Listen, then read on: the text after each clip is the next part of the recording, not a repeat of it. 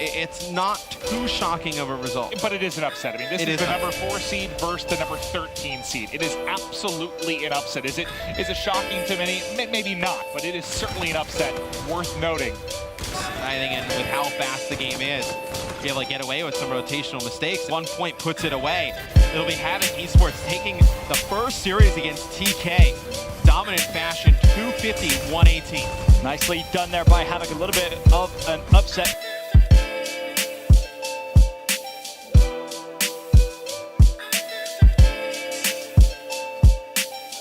That we have overachieved our goals this year. This year was a build year. You know, we didn't expect much this year. You know, we didn't expect to have a pro team. We didn't expect to have the players that we have or the streamers that we have. You know, we have a lot of people in here that put in a lot of hard work, endless hours, and they do it all for free. And I think that 2018 is going to be our year, and we are going to go far and beyond any other org.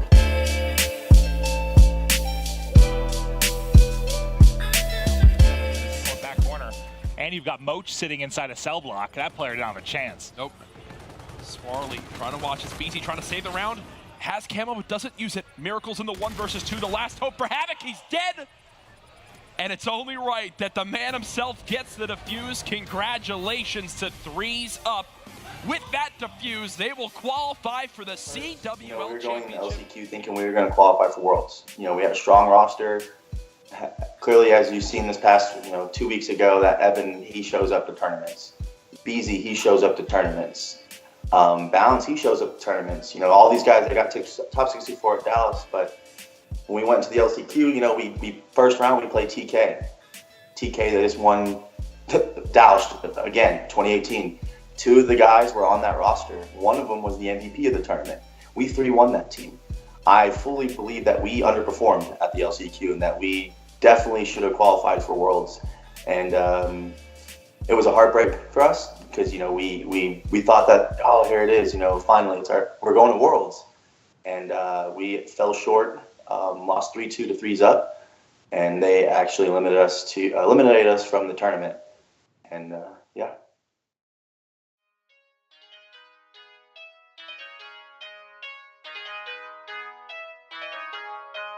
Chuki Beats. They had the information to work with, so Tulo will respond on Pharma, but he is going to get sniped in the shoulder. Car 98 is a dirty gun, man. My God, Heiza is on a mission right now, about to drop double-digit kills. Trisoft will pick up some crazy timing and knock Jimbo and Heiza off of the A-bomb. Now Amps left in a 1v1. We'll be able to tag him up, but will Trisoft be able to finish the 1v3? No, Amps don't challenge. We've sent a Call of Duty team to nearly every MES Detroit over the past 3 years. When MES decided to announce another event this year, we were very excited. Like I said, we've been going to MES for a lot of years, and we were very excited to see MES host another event and be a part of that. Unfortunately, it was very cool because it was the first LAN tournament of World War II. Unfortunately, a 2K series fell on the same day. So a lot of the big name teams weren't interested in going, obviously, because they wanted to get pro points. When we figured that out, we decided, hey, we always send a team to MES. That's where we grew our Call of Duty community from, sending teams to MES. So let's have a Twitter tournament. So we hosted a Twitter tournament for anybody who wanted to participate. We had 16 teams, and we offered a team pass and jerseys for the team to go and represent, for the winning team to go and represent HavoK at MES. The team that ended up winning our Twitter tournament, personally, I didn't know these guys. I had never really heard of them before. Again, we just held a tournament. We were excited to send a team. And it turns out these guys are really good. I usually, leave on Saturdays because, over the past we're out of the tournament on Saturday. Because we've always sent just amateur teams. But on Saturday, our team showed up and they were just cooking everybody. So Sunday comes around and we're still in the tournament. We're still in the winner's bracket. We haven't taken a loss yet. We played a few matches on main stage, which we won, and made it all the way to winners semifinals. We took our first loss to the Z Fighters, which put us in the losers bracket. We won our next series, and we're headed to grand finals. In the grand finals, we lost the first hard point, but we proceeded to win the next 3 maps to close out the first series 3-1, and put us into the second series for the championship. That series went all the way to Game 5 S&D, and we were 1 map away from winning our first MES championship and winning our first Call of Duty LAN championship ever. So we were really excited. It was funny how it worked out because it was just a random Twitter tournament. Like I said, I didn't know these guys prior to the event. But this was a good team. They played together as a team, and that's why they were successful at MES. Although they didn't win, I was super proud of those guys. They're all really great guys. I had a great time meeting them and hanging out with them at the event. I got to see Juka and Clutch at Dallas for World War II. They were able to get on a team for Dallas. But all 4 of them, Trisoft, Juka, Clutch, and 2Real, will be competing in New Orleans coming up, and I'm very excited to watch that team play and cheer them on. And I'm glad that they were able to find a good organization to send them, all 4 of them, together as a team, and I hope they find success in New Orleans.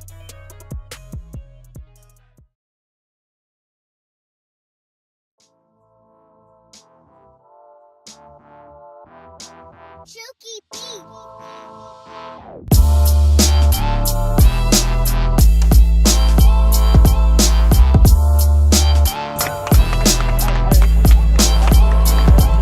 Coming into the World War II season, I had approached Mike and Ruiz about possibly playing under HavoK for World War II.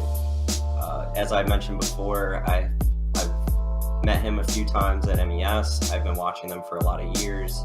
I knew that they had matured over the past couple of years, and they, not only that, but they've found a lot of success in Call of Duty over the past couple of years. So I knew that this was going to be a good team.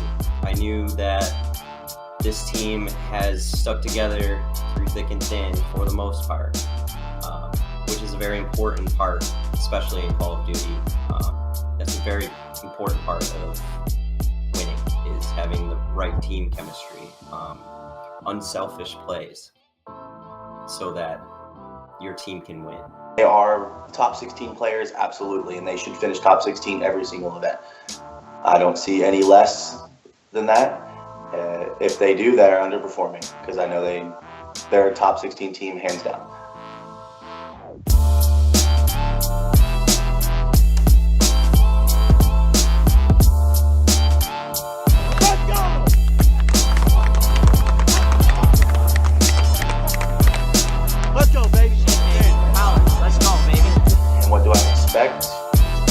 I expected them to get top 16. We were expecting that. They fell a little bit short with 29th, but it's still our best placing ever in Call of Duty for HavoK. So, me and my soul, it's another stepping stone for us. to proceed in the future and to grow bigger, and teams see us like, hey, these guys are showing up, they're placing well in tournaments. At the same time, these guys, we played Renegades in Winners Round 4. We had them beat.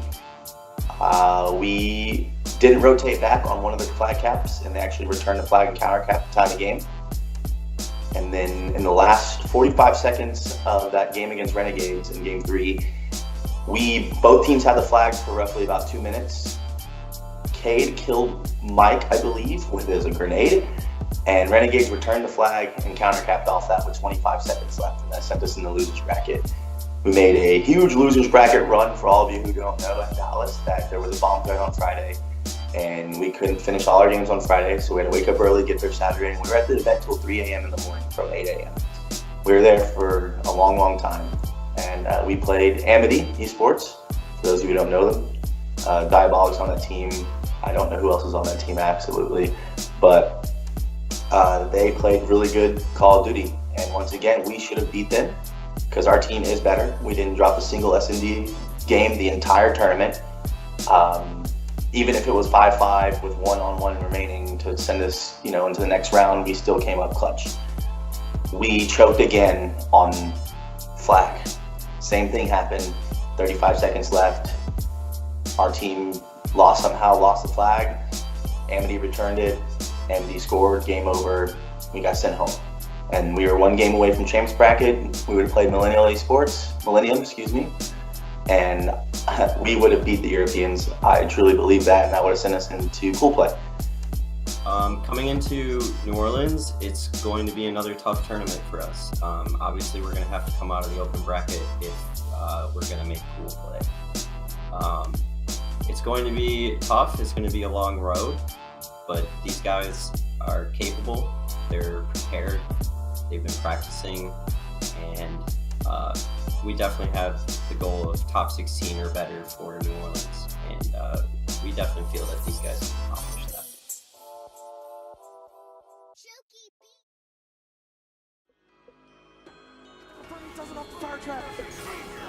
Gets the ice. That's huge. That's exactly what he needs. Going to be enough. Doesn't tag to finish the combo though. Very interesting. Maybe didn't want to gamble with the distance. Yeah, it's looking rough. Noah out of Pixel. Can he make the comeback happen? There we go.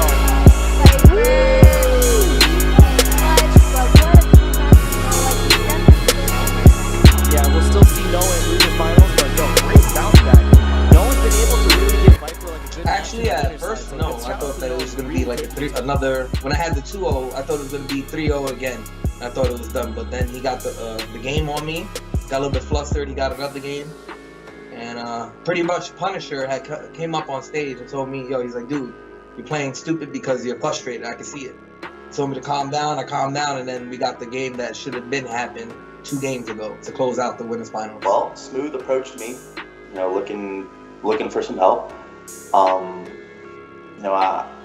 don't really know much about fighting games at all. And I know Marvel's Capcom is, any fighting game takes any game takes a lot of grinding. Fighting game, there's a different sort of medic to it. You gotta have footwork. So you just go in, button smash. You're not gonna go anywhere. And believe it or not, Smooth, he actually got second place. He went all the way through the winners bracket. He grinded all the way through the winners bracket, won every single match. He made it to the grand finals and he got double dipped, And we should have won. Once again, not going to say he choked, but, Punisher just came out on top. Punisher just made some plays and, things happen. And once again, that first place LAN tournament eludes HavoK. And it has been for the past 5 years, going on 6. I think I did really well. Besides the grand finals, getting flustered and then losing because I got mad. Second place was pretty good, but even though I did want first, I just have to calm my nerves now in the grand finals. Can't let things bother me and keep playing. Because accidents do happen, or it's going to be silly patterns you got to just get around. I think I performed pretty well. We got, the worst one was Canada, which was 25th. And the rest, we all got top 13. And for me to compete with those kids who get to play a lot more than I do means that if I had more free time, I'd be in top 8 all the time. I like to see me at more events. Also, I want to see myself practice more, you know, and give HavoK that major win that they deserve. Like DreamHack second was okay, but they deserve a win from me. That's what I want to get done in 2018. So I'm gonna practice harder, you know, learn more character matchups. And since it's a new year, I'm just gonna go hard. You know, it's either go hard or go home. For events that's coming up in 2018 for our fighting game, guys. You guys know that we do have Smooth Viper. We also picked up Coffee Prince. Coffee Prince got 4th place this week. So, you know, it's gonna give us better odds of making it to that 1st place finish. And I think they both can finish top 5 every event. There's some good players out there, but if you guys have sat down and watched these guys play, they're hungry and they want it.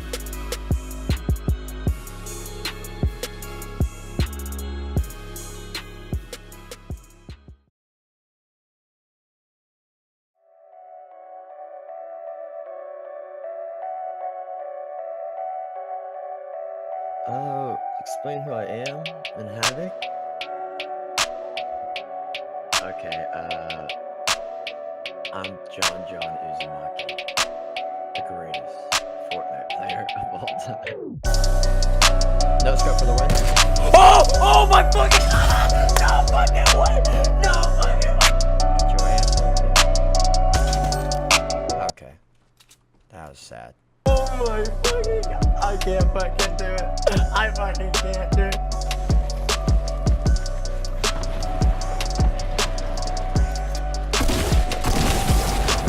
Fuck you, Ninja! That was fucking Ninja! Frick, man, I'm John Uzumaki. John, aka the greatest of all time, the GOAT Knight. I don't know.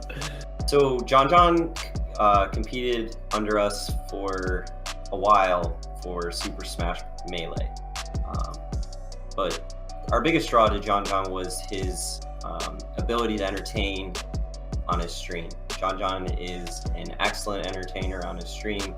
He has a lot of potential, and recently with Fortnite coming out, and he found his game. He is hands down one of, if not the best player in Fortnite. He's #1 in kills and #2 in wins on the leaderboards. We're very excited for John. We definitely think that 2018 is going to be a great year for John, and we're excited for what he can do this year. I was playing H1Z1 beforehand, and it was just like the worst. I was so sad playing that game because the game was terrible. It just hasn't even been fixed over like so many years.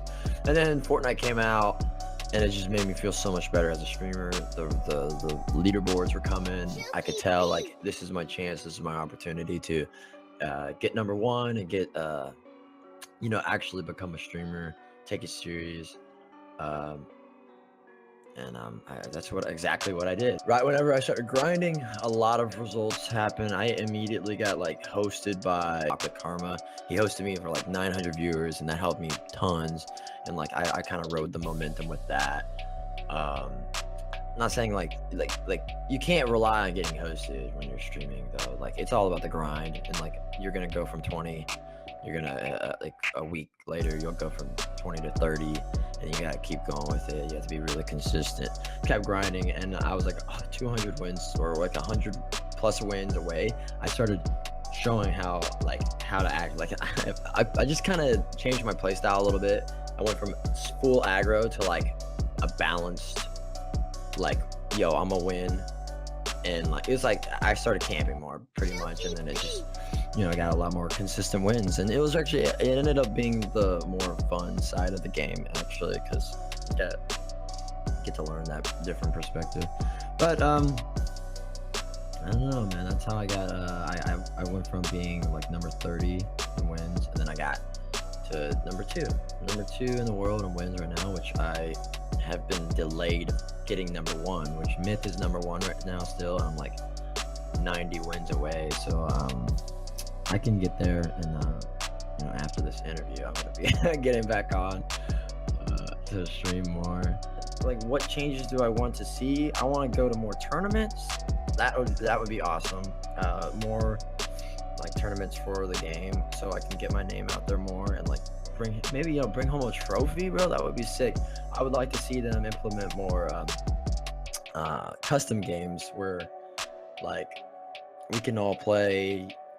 I mean, which this is where the game's like heading towards, the custom games, like kind of how Halo used to be. Yeah, I think that'll be happening with like against teams. You know, I see a really bright future in this game. Like there's, you know, sponsors all over the place looking for new big people, and then like, you know, what if like HavoK goes up against like TSM or something? I don't know, like just thinking of all these possibilities, and I think that we will be having like team matches against you know, big esports, and I think that's pretty cool. So that leads me to 2018. I feel like the growth is about to be nuts, and we're just minutes away. We're right there. We're about to skyrocket. That's the truth. I think so.